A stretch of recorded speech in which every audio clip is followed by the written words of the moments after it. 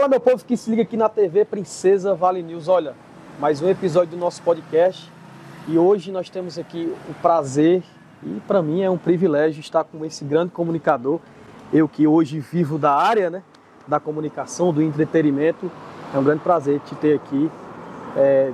Não tenho nem dúvida que não há ninguém que agora esteja vendo essas imagens e não te reconheça, né? Rosali Daniel. Tá feliz? Como é que tá? Tem que estar. Tem que estar, né? Seja bem-vindo ao nosso Feliz por estar participando do Milagre que é Viver, né? Depois dessa pandemia que a gente teve aí, que levou embora muitos amigos da gente. Exatamente. Muitas pessoas queridas, né? Então, pra gente, todo dia que renasce é uma alegria. Não, e é engraçado, eu pergunto sempre isso para as pessoas e as pessoas meio que se assustam com essa pergunta. Feliz, como assim? Mas você citou bem, a gente passou pela pandemia e muita gente ainda carrega tristeza por perder familiares, amigos, né? Sequelas, e eu acho que esse mal do século que é a ansiedade, a depressão, atingiu muita gente. E é sempre bom a gente estar procurando, de alguma forma, estar bem, feliz e transmitir isso, né? Que é o seu caso, acredito eu, né? O seu diferencial é porque você, com a sua simplicidade, consegue colocar sentimento e palavras que um repórter oficial, né, profissional de muito tempo, não conseguiria. Como, por exemplo, a sua primeira pergunta, você está feliz? Né? Porque realmente todo mundo hoje anda em busca da felicidade. Sim. Né? Achando que a felicidade é por conta de alguma coisa ou por conta de alguém. E não, a felicidade é questão de você sentir, né? É paz espiritual e é uma condição, né, do ser humano se sentir feliz. Então, a sua primeira pergunta foi muito boa, começamos bem. Estou feliz e alegre todo dia por participar do Milagre que é Viver, né? Estou feliz e estou muito satisfeito em encontrar você aqui. Quero agradecer a TV Vale News, que iniciou essa série de bate-papo, de podcast. Seria um bate-papo Vale News, o podcast Vale News. Enfim, o que importa é o conteúdo, é o que a gente vai falar, é o que a galera tem falado quando vem aqui. E eu sinto-me feliz, alegre, satisfeito de ter sido convidado pelo amigo Gilvanilson Costa Barros e por estar falando com você, cara. Sim. Eu que lhe acompanho também pelas redes sociais. O nosso podcast é falar sobre histórias de pessoas. Você é um bom contador de histórias, né? Um bom narrador de histórias e de fatos, né? Falar sobre se há alguma dificuldade, contar mais sobre a sua história, de repente, hoje aqui nós queremos isso. Falar sobre como foi o início de Rosali Daniel na comunicação. Quando você era criança, você escutava muito, ô menino zoadento, esse menino é um menino serelepe, nem mais fala essa palavra, né? Isso é de jeito nenhum. Como era o Rosali Daniel na infância? Você sempre teve aspirações à comunicação? Eu fui levado a ser comunicador, né? Eu diria sim. Por quê? Porque minha mãe, muito católica, gostava de me levar muito para a igreja para assistir às missas, às celebrações, tá? E eu usava o microfone para fazer as leituras. Certo. Aquela familiarização com o microfone nas missas, nas reuniões, né, de certa forma começou ali o interesse pela comunicação. Mas era algo que você gostava de fazer? Ou de repente, só estou indo porque mãe está mandando? Na realidade, porque mãe mandava. Certo. E porque fazia parte ali daquele ritual. Certo. Tá? E claro, eu não sabia da importância da comunicação, não sabia que aquelas ações, né? Aquela prática de ler leitura do microfone me levaria a ser o que sou hoje, sim, comunicador. Mas aí o teatro também influenciou muito na minha vida. Rosali, já participou de teatros? Já, porque assim, na época, quando eu lia muitas leituras, né, nas celebrações das igrejas, existia também o teatro ligado à igreja, que selecionava pessoas que tinham, de certa forma, um talento que estava aflorando. Olha aí, se lá do ator de Rosali, você não sabia, hein? Mas pouca gente sabe. É uma curiosidade. E nos convidava para ir fazer peças teatrais. Então, o teatro, né, e a comunicação, usando o microfone nas celebrações religiosas, foram os dois fatores principais que me levaram a ser comunicador.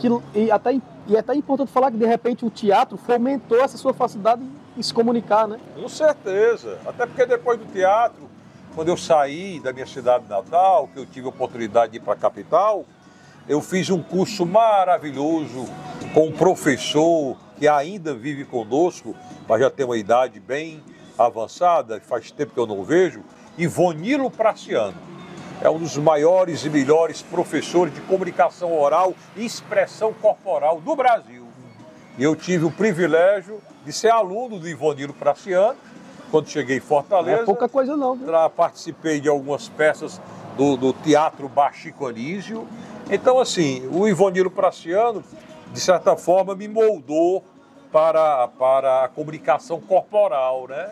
E a comunicação oral já vem desde aquela época que eu trabalhava com o microfone das celebrações religiosas. Nesse período tu viveu o sonho de ser ator? De repente uma Globo, sei lá? Não, nunca imaginei. Aquela época era uma coisa tão remota, tão difícil. Uhum. Hoje, isso que a gente está fazendo aqui, jamais nós imaginávamos. De repente, naquela época, só existia mesmo nas grandes capitais, Rio, São Paulo, né? Aquilo ali era coisa para muita distância do mundo da gente.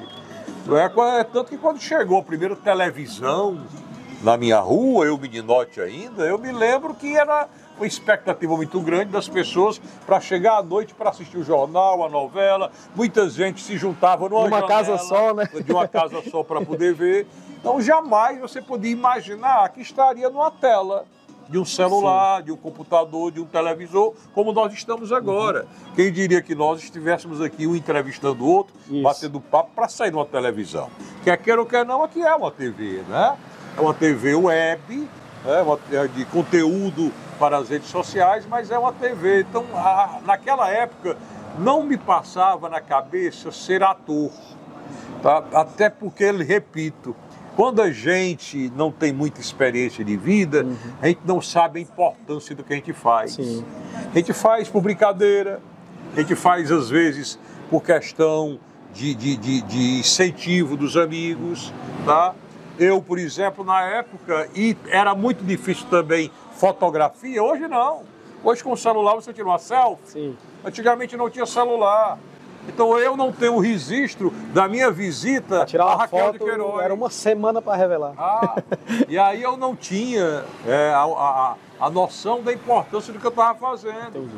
Eu participei do Festival de Humor do Teatro Chico Anísio, sim, Festival Norte e Nordeste de Humor do Teatro Chico Anísio. Eu fiz shows. Opa!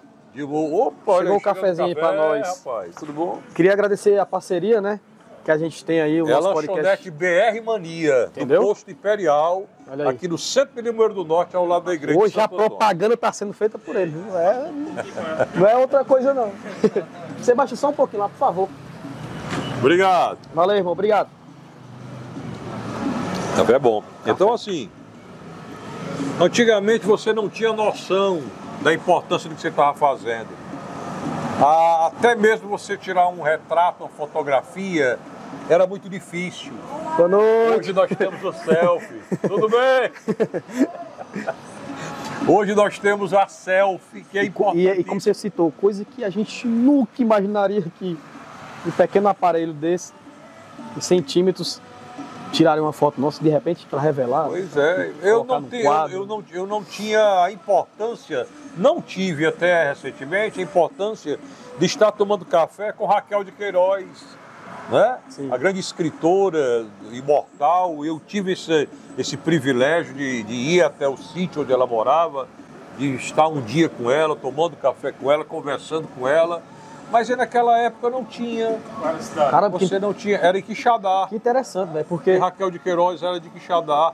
Talvez, de repente, essa nova geração não conheça, né? Mas olha a importância desse acontecimento que você está falando. Você tomou um cafezinho com uma das nossas maiores escritoras, né? Na que casa foi a Raquel dela, de Queiroz. Caramba, na bicho, casa que legal. dela, e fui convidado por ela para conhecer o local que ela escrevia. Olha aí. E era uma casinha. Infelizmente não teve registro. Não teve registro. Caramba, bicho. Eu morava na época em Quixadá, trabalhava na Rádio Monólito. Quixadá é a sua cidade natal? Você inclusive citou. Não, eu sou de Senador Pompeu. Senador Pompeu. Senador Pompeu, meu torrão natal. Eu costumo dizer que Limoeiro do Norte me adotou, certo. O Vale do Jaguaribe me acolheu, mas eu sou do Senador Vez ou outra Pompeu. você passa por lá? Como é? Ainda tem familiares lá? Tenho familiares, tenho irmãos, irmãs, sobrinhos, sobrinhas. Você não conseguiu convencê-los a vir morar aqui? A raiz maior é o pai e a mãe, né? Sim, sim. Quando a raiz maior se vai, os galhos das árvores Sim. ficam, mas a raiz maior indo, você perde aquele, digamos assim, aquele gosto maior de ir, porque falta alguma coisa, sempre falta. Sim, sim. Então, quando da morte de meu pai, de minha mãe, eu deixei mais de ir a Senador Pompeu, mas tenho muitos amigos e amigas, parentes, familiares lá. Eles já vieram para cá, gostaram muito de Limoeiro do Norte. Eu já tive um irmão que morou aqui comigo um bom tempo e que já voltou para perto da família. Então, assim, Limoeiro do Norte me atraiu pelas ruas largas, pela cidade arborizada, pelo jeito decente do povo receber a gente. Eles, meus familiares que vieram aqui, também sentiram isso. Mas cada um tem sua vida, cada um tem suas responsabilidades, né? O certo é que quando eu saí de lá, de Senador Pompeu, depois... Muito jovem? 18 anos. Ih, o moleque. 18 anos, um menino. Meninão. Você ainda é um meninão, um garoto. Um rapazinho. Depois de familiarizar com o microfone, de começar a fazer teatro, aí chegou a rádio da cidade, a primeira rádio. A Rádio Sertão Central. Foi onde o rádio entrou na sua vida. Aí entrou na minha vida e eu entrei na vida do rádio. Porque houve um concurso, sabe, para saber quem seria o locutor escolhido. E aí eu fui fazer. E aí, claro, injustiça para os outros, né? Porque eu já lia mensagens, leituras na missa, nas celebrações. Sim. Já fazia teatro. Já vinha com a bagagem. Já vinha com uma certa bagagem, claro, não deu outra. Então eu fui o vencedor do concurso, fiquei na rádio Sertão Central, a primeira rádio de Senador Pompeu, bastante tempo. Existe até hoje? Hein? Existe até hoje? Existe, a Rádio Sertão Central, onde tudo começou, para quem eu quero mandar um abraço. Tá? Foi o meu berço, né? Onde começou, tá certo, a minha comunicação para o rádio. Sim. E de lá eu fui convidado para inaugurar a Rádio Campo Maior de Quixeramobim, que hoje é o sistema maior de comunicação. Certo. Então aí fui para Quixadá, foi onde eu trabalhei na Monólitos, foi onde eu tive o privilégio de conhecer um grande jornalista chamado Jonas Souza, que era da TV Diário, da Verdes Mares. O Jonas, gente boa, um cara decente por demais. E ele é que tinha amizade com a Raquel de Queiroz. E um dia ele me convidou para ir até a casa de Dona Raquel, como ele chamava, lá no distrito chamado Daniel de Queiroz, para lá de Quixadá. E aí eu fui... Bem interiorzinho assim, né? Bem interior. Eu ainda me lembro... Ela gostava desses ambientes empacados, né? Eu ainda me lembro que o nome do sítio de Raquel, eu acredito que deve existir ainda, porque é uma figura imortal, como Raquel de Queiroz, ninguém ia mexer no que ela deixou. Sim. O nome do sítio é Não Me Deixes. E aí lá no sítio de Dona Raquel de Queiroz, nós tivemos esse privilégio de conversar, bater um papo com ela, aí pronto. E aí a gente foi para Fortaleza, foi onde a gente teve esse privilégio de conhecer Ivonilo Praciano, de trabalhar em rádios, conhecer grandes radialistas, jornalistas, cantores, compositores, enfim. Eu tive uma escola prática muito boa e o que me trouxe até aqui. Depois de 40 anos de comunicação, eu me sinto privilegiado por ter convivido com muita gente boa. Ponto importante. Você entrou no rádio com bagagem do teatro e de leitura e interpretação de texto, mas tem alguns macetes da rádio que você não tinha. Então foi meio que na marra também algumas coisas. Foi. Né? Porque de repente, hoje eu ainda acredito que funciona assim, né? Você é o locutor, mas também é o operador, né?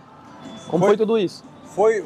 Foi na marra que a gente aprendeu, tá? Porque antes tudo era muito mais difícil. Hoje você não tem um disco de vinil. Hoje tu vai no YouTube. Como operar um programa. Baixa música, né? Tem equipamentos e aplicativos que você basta falar qual é a música que você quer. Não é uma Alexia da vida, mas parece. Né? Toca isso e toca. Você pode programar, tem um computador para isso. Antigamente não tinha computador.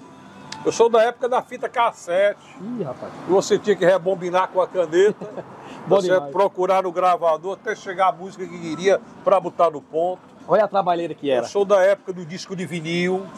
que você tinha que procurar botar a Agulha no canto bem certo. certinho na faixa para poder tocar e tocar bem. Quando dava dor de barriga para ir ao banheiro, você pegava ali a triste partida do Luiz Gonzaga e botava para tocar. Era a época que você ia ao banheiro e ficava à vontade. Então eu sou dessa época. Eu sou da época que eu comecei a trabalhar fazendo programa de 4 horas da manhã. Então eu acordava ali 3 horas da manhã, com muita preguiça, com muito sono. O despertador era o galo mesmo. Era o galo mesmo, e quando o telefone tocava, era uma alegria. Domingo, 5 horas da manhã, o telefone tocava, um ouvinte. Aí. Quando você atendia a mamãe, meu filho já merendou.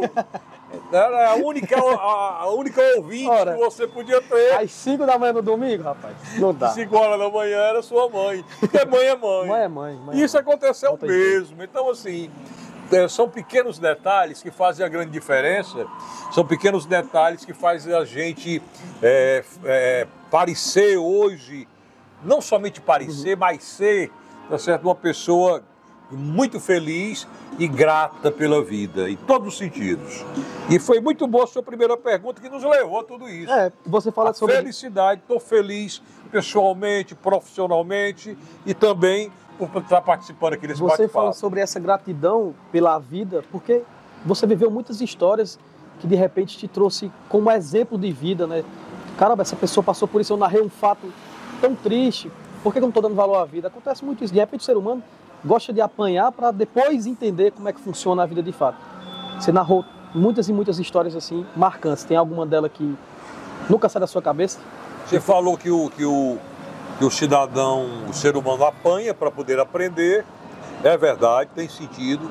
Eu estava lendo há poucos dias atrás um artigo que dizia no artigo que os cientistas eles estão desconfiando que a maioridade do ser humano, a fase adulta do ser humano, não começa aos 18, aos 20, mas sim aos 30 anos de idade. Aos 30 anos de idade, vi algo parecido. Então, você realmente vê muita gente, até os 30 anos de idade, fazendo besteira, batendo a cabeça, depois dos 30 que vai se situando mais. Eu tô nesse grupo aí.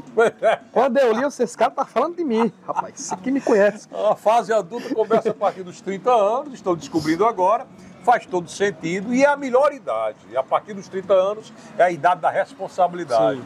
Você vai vendo coisas que fez no passado. Você acha que é crucial essa fase, Rosália, da gente apanhar mesmo, da gente errar mesmo para aprender? Porque de repente, só teoria, muita teoria, a pessoa não põe em prática. Você acha que essa fase da adolescência, mesmo da juventude, é importante a gente fazer merda mesmo para de repente aprender de que fato, como é que funciona a vida? A vida é uma escola, né? E toda escola você tem que participar por testes, exames, provações. Eu imagino que essa fase de infância, pré-adolescência, adolescência, juventude, onde se faz burrices, onde se faz muita merda, onde se quebra a cara, tá? Onde se chora, onde se tem um atrito e um conflito de sentimentos. Sim. Eu acho que é justamente para o crescimento. Faz parte, é crucial. Parte. Tem que ter. Porque o que acontece muito é que os pais, né, e gente ao derredor desses jovens hoje estão tentando blindar eles dessas situações, mas de repente constrói um ser humano frágil que aos 30, quando era para ter passado essa fase, ainda está fazendo besteira. Não funciona, Não funciona, né? Aos 30 ainda está tentando né, funcionar. De repente ainda está engatilhando porque foi muito blindado, né? E vou lhe dizer mais, os pais hoje em dia são tão jovens quanto os filhos. Tem esse Talvez fato seja aí por isso que essa engrenagem não está funcionando bem. Faz sentido. Você vê as famílias desarticuladas, vê o povo meio doido, meio maluco, os filhos de hoje já não respeitam os pais, porque nem podiam respeitar e nem podem mais, tendo em vista que os pais são praticamente da mesma idade dos filhos. Hoje você vê crianças, adolescentes, grávidas, hoje não existe mais aquela questão de você se deliciar com o conhecer das pessoas, o namoro, o casamento. Hoje é o ficou, engravidou, né? Botou o filho no mundo, entrega para os pais, para os avós. Infelizmente, hoje é o perfil, né, da maioria dos jovens de hoje em dia que ficam, engravidam, têm os filhos e são crianças tentando Cuidando criar de outras crianças. É aí onde a conta não fecha. Tá Faz entendendo? E acredito que essa trajetória até os 30 anos, para você ser adulto... É a geração do imediato, né? A vida é escola, é um jogo também, né? Igual tu joga que passa de fase. Isso. Então se não passar... A galera tá querendo passar por fase nenhuma. Pois já quer... tem que passar as fases. Você tem que pelejar, tem que sofrer. Em tudo na vida tem um preço, em tudo na vida você tem fases para passar. Sim. E se você não experimentar, não se deliciar, não viver essas fases, você vai ter sérios problemas emocionais lá na frente. É o que a galera tá tendo hoje em dia, né? Verdade. A gente estava falando sobre, voltando pro rádio, né? Você estava citando aqui há pouco tempo o desprazer que você teve de não ter registrado o momento com o Raquel de Queiroz, porque naquela época não havia essa tecnologia que há hoje. É. A tecnologia cada vez mais avança, não tem jeito. Daqui a pouco os robôs estão aí fazendo entrevista com podcast. Com o surgimento da tecnologia e esse avanço tão rápido, o rádio está morrendo, porque o rádio é raiz. É. O que você acha sobre isso? O rádio é raiz. Eu estou muito preocupado com a questão do rádio, porque eu faço parte do rádio. E é algo que você ama de paixão, né, paixão, Rosário? De fato, assim, né? É o que eu sei fazer, na realidade. Não, você é bom em muitas coisas. É o que eu sei fazer. É muito bom. Bondade sua. É o que eu sei fazer. Com nós aqui, ó, no digital já. É o que eu sei fazer de melhor, é a comunicação. Você quer mais? Como é? Ele já foi convidado, né? Ah, não, tá, vai boa. vir pro nosso time. É como eu falo, meu amigo Gilvarinho, tudo ao seu tempo, né? É, tem isso, boa. Tudo no tempo de Deus. A gente tem que curtir as fases, né? Sim, sim. Olha o que a gente estava falando há pouco tempo, né? As experiências ensinam muito a gente. Então eu estou passando por uma experiência nova de redes sociais, iniciando cá comigo, sozinho, com os meus botões. Eu preciso desse tempo no rádio para mim. Certo. Mas aí eu me considero ainda uma pessoa que está se renovando para o mundo da comunicação moderna. Sim. E muitos caminhos eu vou trilhar ainda. Quem sabe um dia aqui pela TV Precisa Vale News. Queremos você aqui, hein? Pois é, que bom. Que bom que vocês querem. Eu imagino que não só a gente aqui, né? Você participando aqui com a gente, você já deve ter recebido muitas outras propostas de TV Webs, de canais digitais, né? Já muitas propostas de rádio, de TVs webs, de canais digitais.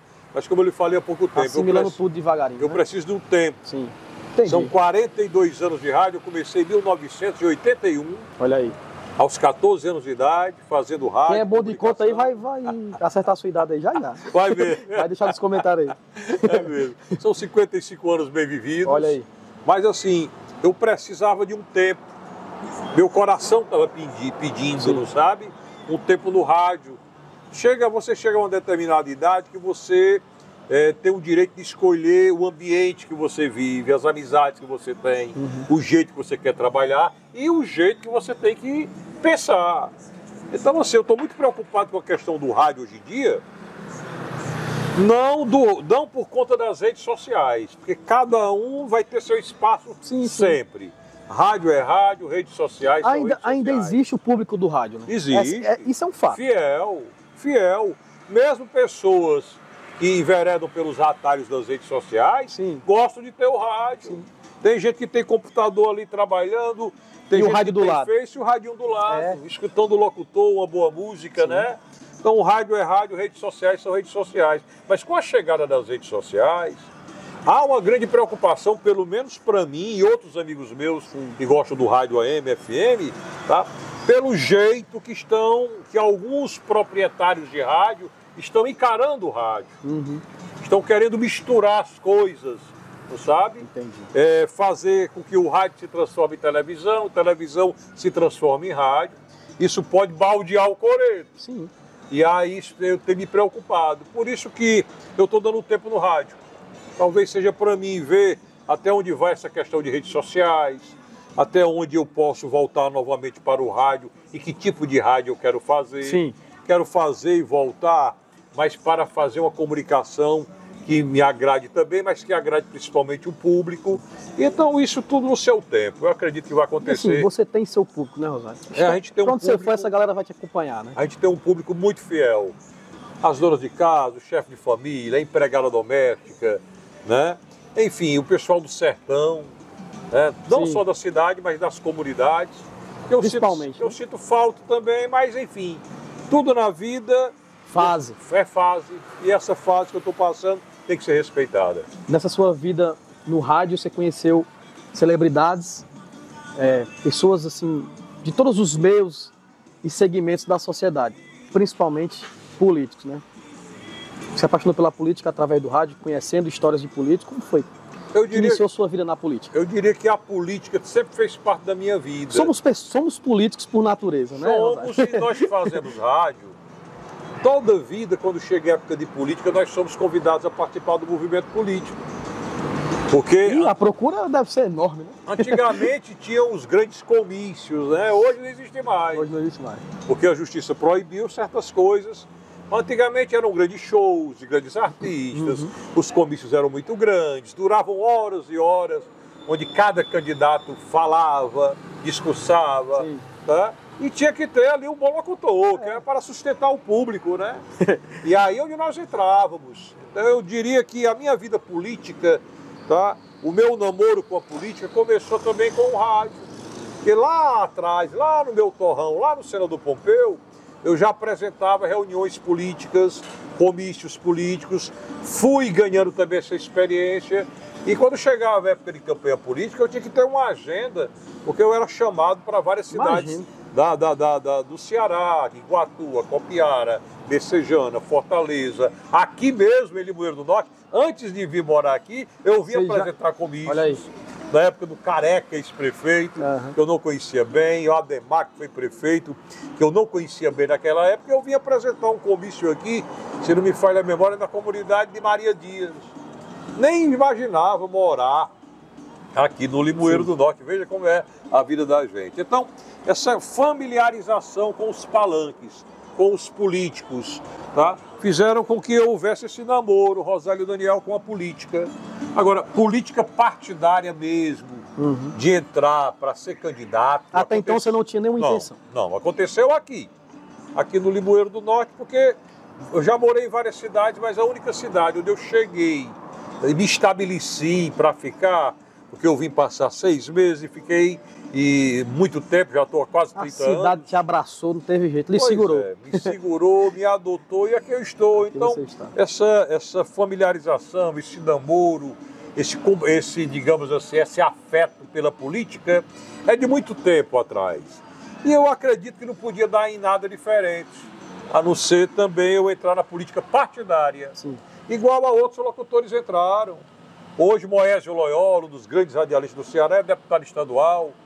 Né? Nós tivemos Narcélio Lima Verde, um dos maiores comunicadores da Rádio Verdes Mares, deputado estadual. Nós temos o Ferreira Aragão e tantos outros comunicadores do rádio e da televisão que são deputados estadual, federal. Então, eu acredito que eles tenham começado também como eu comecei, apresentando comício, né? Tendo aquela familiarização com os políticos da época. Você teve aspiração pela política. O primeiro cargo que você escolheu para concorrer foi a prefeito?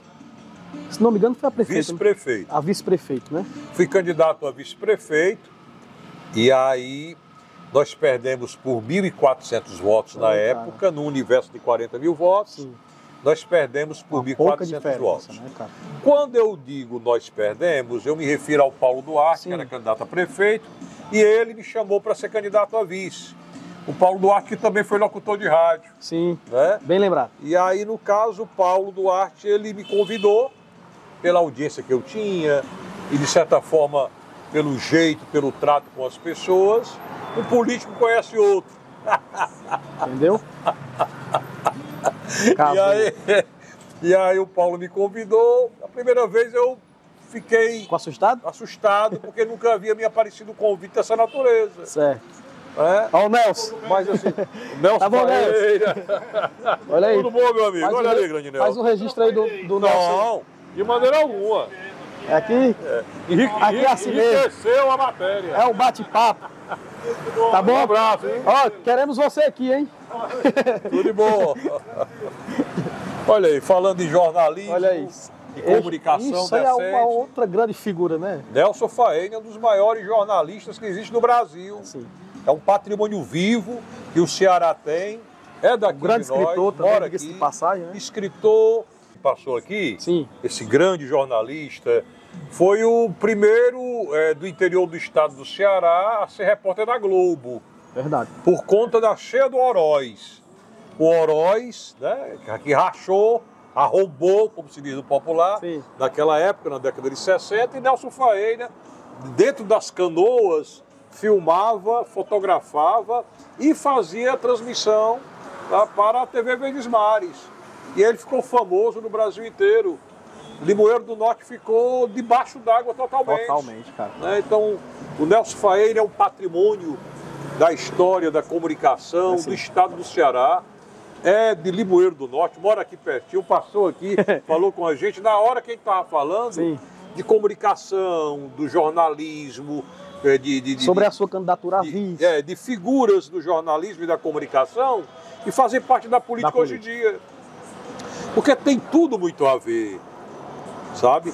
Tem gente que diz, rapaz, vai cuidar da tua vida, não tem nada a ver, mas tem muito a ver. Muito a ver. Também Comunicação e política tem muito a ver. Concordo. Porque nós que somos comunicadores, nós temos a missão de anunciar, mas também de denunciar. Sim, sim. Né? E se a gente quer ir mais além... E nisso tudo, ajudar. Ajudar. E se você quer ir muito mais além, não há nada que lhe impeça de você ir. Então, quando o comunicador que nasceu para anunciar, né, que tem a missão de denunciar, quer ir mais além do que anunciar e denunciar, ele pode se candidatar. Com certeza. E pode dar certo um dia. Então eu fui candidato a vice.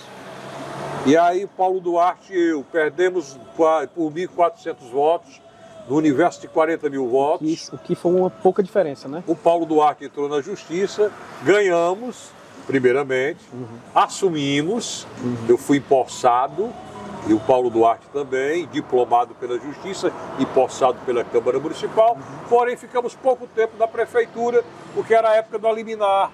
Lembra das famosas liminares? Sim. E o nosso concorrente era o nosso querido João Dilmar da Silva, que é o pai da prefeita interina, minha amiga Dilmara. Dilmar, queremos você aqui, hein? Pois é, Dilmar é um contar papo essas bom. histórias. Dilmar tem muita história para contar. Muita. E aí o Dilmar também entrou na justiça pedindo o direito dele de ser diplomado e empossado. O que aconteceu? Então nós saímos e o Dilmar entrou. Então nessa época eu fui candidato a vice-prefeito na chapa do Paulo Duarte, chegando a assumir, por pouco espaço de tempo, mas chegando a assumir, o que é um fato que deve ser registrado. Sim, com certeza. Aí depois fui candidato a prefeito e na última eleição para deputado. Dessa sua primeira tentativa, aliás, você registrou aqui pra gente que vocês assumiram ainda por pouco tempo. Você teve aspirações, quero tentar a prefeito agora. Tive, de repente, um bom resultado, sou um cara influente, tenho chance. Foi isso que você pensou quando você tentou ser prefeito de Limoeiro do Norte? Tem determinados projetos que quando você começa, mesmo que o projeto não ande totalmente, mesmo que seja preciso você dar uma pausa, mas você só fica sossegado quando vê o projeto concretizado. Né?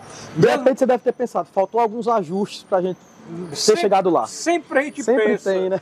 Sempre a gente pensa. Né? Porque quando você tem um projeto que você inicia e que dá uma pausa, mas se você não concretiza, é como se faltasse uma peça do jogo da tua vida. Sim. Então eu comecei esse projeto, fui convidado para começar esse projeto, foi dada uma pausa, mas a pausa de um projeto não significa dizer que ele não deu certo e que ele não vai dar certo. Pausa, é um tempo, é um time. E aí a própria vida te mostra, te dá o estalo de quando você tem que continuar. E foi isso que aconteceu. Sim. Nada de ganância, de ambição, de projeto de poder, não. Você só sentiu que era o momento. Só senti necessidade de continuar com um projeto que tinha dado pausa. Sim. E que, na minha visão, deu certo. Sim. Deu certo, porque quando eu fui candidato a prefeito, eu tirei o 3º lugar no meio de 8 candidaturas fortes. Sim. Então eu tirei mais de 10% da votação de Limoeiro do Norte. Eu perdi apenas... um número bem expressivo. Eu perdi apenas para o prefeito, Zé Maria Lucena, que foi eleito, para a doutora Mazé, que estava muito bem acompanhada, com lideranças fortes. Sim. E eu sozinho, entre aspas, sem nenhum vereador do meu lado, deputado, sem nenhuma liderança forte do município, apenas alguns amigos e algumas amigas influentes, sim, mas sem ocupar nenhum cargo. Eu cheguei a tirar quase 4 mil votos no terceiro lugar. Eu ganhei do PT, ganhei do PL, ganhei do MDB. Então, assim, eu me vi na condição de uma pequena liderança, mas ainda uma liderança, mesmo que pequena. Sim. Tá? Até porque eu consegui a votação de muita gente que não era amarrada a ninguém. Um público eleitor diferenciado, que estava aguardando algo novo, que tem uma esperança no fundo do coração de algo melhor. Sim. Tá? O que aconteceu também para deputado estadual. O melhor desempenho para deputado estadual em Limoeiro do Norte foi do Rosálio Daniel. É só você fazer a matemática da política. Como você vê essa campanha para deputado? Como você viu? Viu com bons olhos, de repente te trouxe um ar de acho que eu chego lá. Dá para sonhar, de repente você olhando para trás, como foi essa sua candidatura? A minha candidatura para deputado estadual foi uma maneira de continuar vivo na política. Foi uma maneira de oxigenar o processo e o projeto que eu comecei lá atrás. Tá? Então, assim, o projeto existe. O projeto existe. O projeto que começou, inclusive com o incentivo do meu amigo Paulo Duarte, que hoje não é mais candidato, né? Esteve adoentado, mas que já está bem, graças a Deus. Ele me impulsionou, tá? e me fez iniciar um projeto que eu tenho todo o direito e até de certa forma a obrigação de dar continuidade até ver onde vai.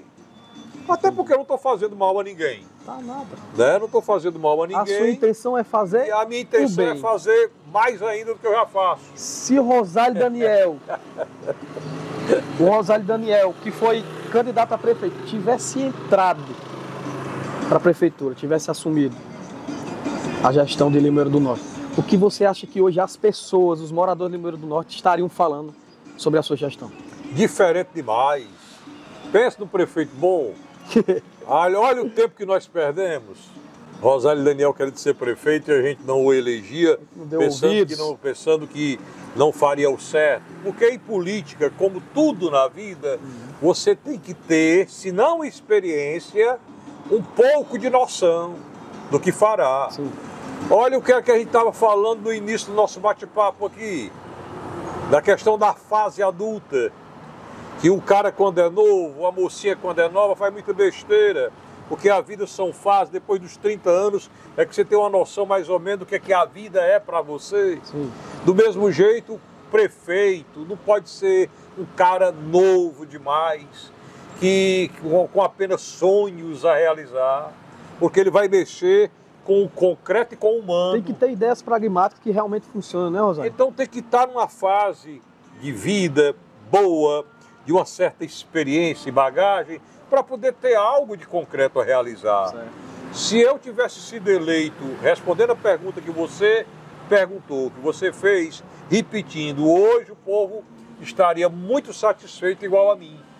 Porque com certeza os projetos que eu tenho são projetos diferenciados e que vão fazer toda a diferença para Limoeiro do Norte, e qualquer candidato que pegar os projetos da minha cabeça que eu tenho, farão da sua cidade uma cidade diferenciada. Rosálio, assim, eu não tenho nem dúvida que você deve ser muito assediado ao cargo de vereador. Não é algo que você cogita, não, de repente? É porque vereador precisa ser melhor tratado. Eu não quero ser maltratado. Eu vou responder a sua pergunta com outra pergunta. O que é que o vereador faz? A minha questão é poder fazer mais do que eu já faço pela população. Sim. E só quem faz mais é quem tem a caneta na mão. É o prefeito. Até mesmo o vice-prefeito, ele pode fazer mais do que um vereador se ele tiver uma secretaria, um equipamento para poder manusear. Mas o vereador hoje, ele sobe na tribuna da Câmara Municipal, com todo respeito aos meus amigos vereadores, ou ele só vive falando bem do prefeito para sustentar os empregos que tem, familiares, amigos, parentes, e todo mundo sabe disso escancaradamente. Sim. Ou então ele sobe a tribuna para falar... eleitor, ele sabe disso, né? Ou então ele sobe na tribuna para falar mal do prefeito, porque é contra o prefeito que está aí. Então, assim, ou faz uma coisa ou faz outra, tá? E o vereador, a missão dele é fiscalizar, é fazer as leis, tá? Quem faz é o executivo, é o prefeito, o vereador, coitado. Daqui que consiga uma praça, um calçamento, não é força de vontade. Sim. Não é porque não quer fazer, é porque ele não pode fazer. O vereador dele deveria ser bem melhor tratado pelo prefeito municipal, porque na maioria das vezes os vereadores são tratados com chantagem, com extorsão, com o toma lá da cá. Isso é desrespeito à figura do vereador e ao cidadão. Eu, na condição de prefeito, respeitaria o vereador, trataria, tá, com o melhor trato, com o melhor jeito. E não vou para vereador porque eu não quero somente falar. Falar eu já falo no rádio, aqui com você, nas redes sociais. Não tem jeito. A minha intenção é fazer mais do que eu já faço. Enquanto houver esse esqueleto político que hoje é formado, a política do interior, né, que é base e oposição, vai ser sempre essa briga por cargos, poderes, né? O Rosário, enfim, você, de repente, né, tudo pode acontecer. Tudo. O amanhã ninguém sabe. Aliás, o amanhã, o que a gente sabe, que já é próximo ano, né? Podemos chamar de amanhã, é ano eleitoral, né? É. Com quais olhos você vê essa gestão e com quais olhos você, de repente, vê o que vem por aí? Eu diria para você, com muita segurança, que nada mudou até agora. O que está aí, tá, é o mesmo processo que começou com a eleição que passou. Quem está aí no comando da administração é a mesma equipe que foi eleita na eleição que passou. Ninguém pode desmentir isso, porque a gente está indo contra a justiça eleitoral. Então, a vice-prefeita, que hoje é prefeita interina, ela foi eleita como vice-prefeita com o prefeito que está licenciado. Então não houve nenhuma mudança em Limoeiro do Norte de administração. O que houve, na minha visão, foi uma mudança apenas de gestor da administração, que trocou os secretários e que ainda não fizeram nada até agora, talvez porque a prefeita ainda esteja interina, pisando em ovos, não sabe se pode avançar, até porque há quem diga que o prefeito licenciado poderá voltar. E nesse trâmite, nesse tempo em que o prefeito eleito está licenciado e a vice-prefeita eleita está interinamente no cargo, quem sofre é o município, que não vai nem para frente nem vai para trás. Está entendendo?